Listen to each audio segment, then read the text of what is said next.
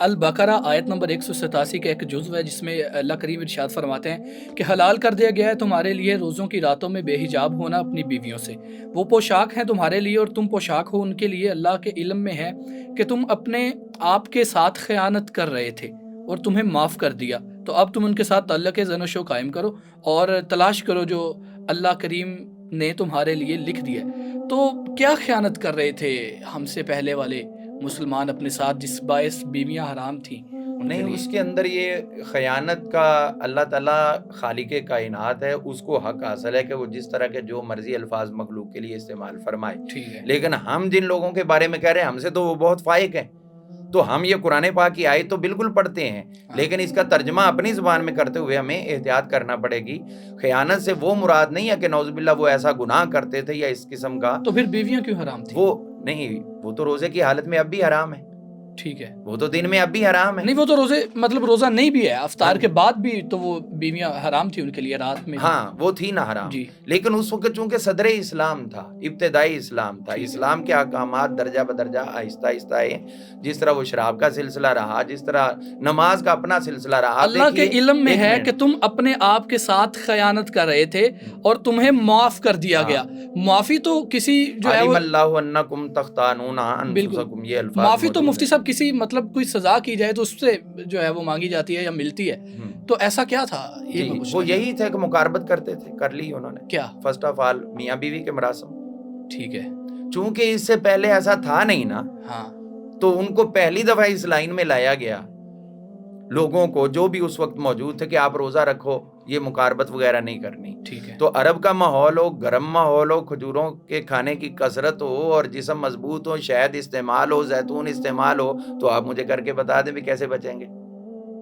یہ ایک ماحول ہے نا ایسا۔ جی تو اللہ تعالیٰ اگر اس کو اتنا بڑا جرم شمار کرتا تو معافی نہ کرتا بلکہ ان کو کفارہ کہتا بھی وہ ادا کرو، صحیح ہے، لیکن وہ کفارہ نہیں کہا، اس لیے کہ اللہ جانتا ہے ان کو کہ بھی ان کو ہم مولڈ کر رہے ہیں، آہستہ آہستہ ادھر لا رہے ہیں، تو لہٰذا ان کو یہ احساس بھی ہو جائے بھی ہم نے نیکسٹ ٹائم نہیں کرنا۔ یہ احساس دلانے کے لیے یہ جملہ بولا ہے کہ نیکسٹ ٹائم ہم اس چیز سے بچیں گے اور آئندہ جو ہے وہ ہم ان چیزوں کے پاس نہ پھٹکیں، تاکہ ہمیں وہ یہ رہے کہ بار بار شاید معافی نہ ہو، اور وہ کفارہ کہہ کر بتا دیا بھی پھر اس کے بعد یہ بھی ہو سکتا ہے۔ زبردست ہے۔ اور اس میں یہ بھی ہمیں فائدہ ہے، اگر وہ ایسا نہ کرتے ہاں اور نہ معافی ہوتی تو آج تو دنیا بندی پڑی ہوتی، تو پورا مہینہ لوگ کیا کرتے؟ ہاں ایشیا کے لوگ تو کسی حد تک چلو محفوظ رہتے، لیکن عرب ممالک کے لوگ کافی مشکل میں ہوتے۔ اچھا مفتی صاحب، اللہ کریم نے اسی آیت میں یہ فرمایا کہ پھر رات آنے تک روزے پورے کرو، لیکن ہم تو بوقت مغرب ہی روزہ افطار کر لیتے ہیں، تو رات کا کیا کانسیپٹ؟ مغرب کیا رات میں نہیں ہے؟ مطلب ہم نے تو یہی سنا ہے نا، شام 5 بجے، شام 6 بجے، شام 7 بجے، شام رات 8 بجے، رات 9 بجے، رات شام کا لفظ ہم اپنی زبان میں بول رہے ہیں، یہ عربی میں تو نہیں بول رہے۔ اچھا عربی میں رات کا جو معنی ہے وہ نماز مغرب رات میں ہو رہی ہے۔ ٹھیک ہے، ایک بات، دوسری بات یہ کہ جو اللہ تعالیٰ نے فرمایا ہے اس کا مفہوم لوگ صحیح سمجھ ہی نہیں رہے۔ یہ اصل میں بنیادی طور پر ایک اختلاف ہے، اس کو بولتے ہیں غایت اور مغیہ۔ یعنی آپ کو آسانی کے لیے میں یہ بات سمجھا دوں کہ اگر میں یہاں پر بیٹھا ہوں اور میں یہ کہتا ہوں کہ جناب یہ آپ دیوار تک جا سکتے ہیں، یہ جب میں نے تک کا لفظ آپ کو بولا ہے، اس کا یہ مطلب تو نہیں کہ آپ دیوار کے اندر گھس جائیں، دیوار سے پہلے تو اللہ نے یہ لفظ نہیں بولا کہ اتم الصیام فی اللیل، رات میں روزہ مکمل کرو، بلکہ فرمایا اتم الصیام الی اللیل، رات تک روزہ مکمل کرو۔ ٹھیک ہے، اب سمجھ آ گئی؟ ہے، یعنی رات سے پہلے پہلے تمہارا روزہ ہے، جیسے رات شروع آپ کا روزہ پورا ہو گیا۔ یعنی عربک کے مطابق، عربی کلچر کے مطابق رات جو ہے وہ تقریباً 5-6 بجے جب مغرب کا آغاز ہوتا ہے تو رات سٹارٹ ہو جاتی ہے، اور جیسے ہی وہ سٹارٹ ہوئی آپ کا دن مکمل ہوا، مکمل ہوتے ہی آپ کا روزہ تو پھر ہمارے ہاں رات کا کانسیپٹ غلط ہے۔ دیکھیں یہ تو علاقہ وائز ٹرمز ہوتی ہیں، ان کا تو اعتبار علاقے میں کیا جاتا ہے۔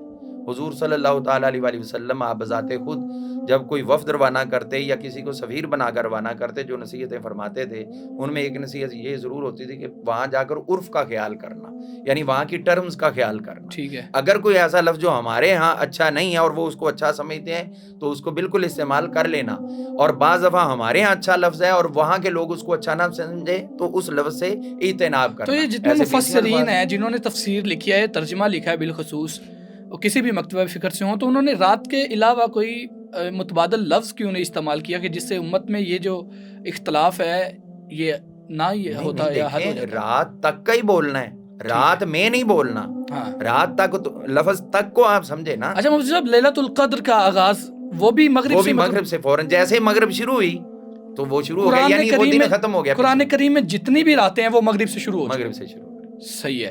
اچھا اب یہ بتائیے مفتی صاحب کہ روزے کی حالت میں میں نے جانا ہے، اپنے آفس جانا ہے یا میں نے کوئی میٹنگ اٹینڈ کرنی ہے، تو میں برش کر سکتا ہوں؟ جی سادہ برش کر سکتے ہیں، پیسٹ وغیرہ نہ لگائیں چونکہ پیسٹ حلق کے اندر چلی جاتی ہے، اور مسواک؟ مسواک کر سکتے ہیں۔ اچھا مفتی صاحب، ہمارے ہاں اکثر جو بڑھتی نسل ہے ان میں ایک نشہ بڑا عام ہو رہا ہے جو پیٹرول سونگھنے کا نشہ ہے، تو روزے کی حالت میں پیٹرول سونگھنا یا کوئی بھی خوشبو سونگھنا اس حد تک کہ ہم اسے نشے کے طور پہ استعمال کریں تو اس سے روزے پر کیا اثر پڑے گا؟ دیکھیں روزہ تو خواہشات نفسانی کو ختم کرنے کا نام ہے، جب آپ نے وہ ختم ہی نہیں کی تو روزے کی تو آپ معراج پا ہی نہیں سکے، اور روزے کی شرعی جو ڈیفینیشن ہے وہ ہے هو الامساک عن الاکل والشرب والجماع بنیت التقرب باللہ تعالی، آپ کھانا پینا اور ہر وہ کام جو جماع کی طرف لے کر جاتا ہے اس سے آپ بچیں گے اللہ کا قرب پانے کے لیے۔ اب کھانا اور پینا جو ہے یہ تمام چیزیں چاہے وہ کسی بھی صنف میں ہو، چاہے آپ ناک کے ذریعے کھا رہے ہیں، چاہے آپ یہ تو سونگ رہے ہیں، آپ یہ کھانا ہی ہے، آپ اگر کہتے ہیں نہ میں منہ سے کھاتا ہوں، میں نہ ناک سے سونگتا ہوں، نہ گئے میں ڈرپ لگوا لیتا ہوں، تو حکم تو وہی ہے، جو اندر چیز داخل ہو رہی وہ توڑنے کا سبب بن رہی۔ تو خوشبو وغیرہ استعمال کر سکتے ہاں ہیں؟ وہ بالکل کر سکتے ہیں۔ اور اگر خوشبو ہی کوئی مطلب اس طرح لیتا ہے نشے کے طور پر تو وہ بھی استعمال نہیں کر سکتے؟ دیکھیں نشہ تو پھر اس کے شریعت تو رہی نہ، سنت تو رہی نہ، وہ تو اس کی اپنی ایک پرسنل آ گئی نا خواہش اس کے اندر، تو اسی کو تو قربان کرنا ہے۔